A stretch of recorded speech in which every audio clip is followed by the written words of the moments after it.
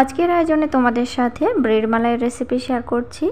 বাড়িতে পাউরুটি এবং দুধ থাকলে খুব সুন্দরভাবে এই খাবারটি তৈরি করে খাওয়া যায়। আর তৈরি করতে খুব বেশি সময় লাগে না, খেতে কিন্তু অসাধারণ লাগে। উপকরণ হিসাবে কি কি লাগছে পুরোটাই ভিডিওর মাধ্যমে তোমাদের সাথে শেয়ার করছি। আর ভিডিওটি ভালো লাগলে চ্যানেলটি সাবস্ক্রাইব করে দিয়ে অবশ্যই আমার সাথে থাকবে।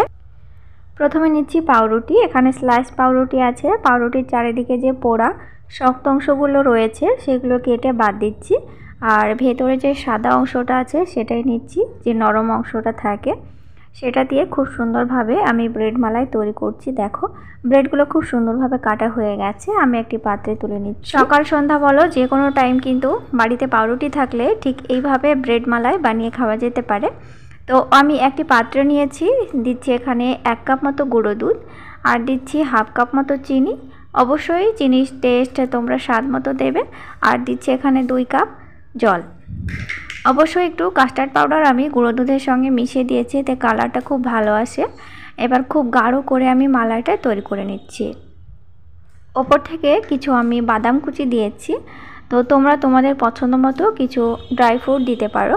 গ্যাসের ফ্লেম মাঝারি লো আঁচে রেখে অনবরত নাড়াচাড়া করে আমি মালাইটি তৈরি করে নিয়েছি। তো মালাইটি পুরোপুরি তৈরি, আমি গ্যাসের ফ্লেমটি বন্ধ করে দিচ্ছি। গরম অবস্থাতেই পাউরুটির ওপরে ঠিক এইভাবে ছড়িয়ে দিতে হবে। 5 থেকে 6 মিনিট পর এবার খাওয়া যেতে পারে। তবে যদি ঠান্ডা খেতে চাও তবে 10 থেকে 20 মিনিট মতো একটু নর্মাল ফ্রিজে রেখে দিলে এই ডেজার্টটি খেতে দ্বিগুণ বেশি ভালো লাগে।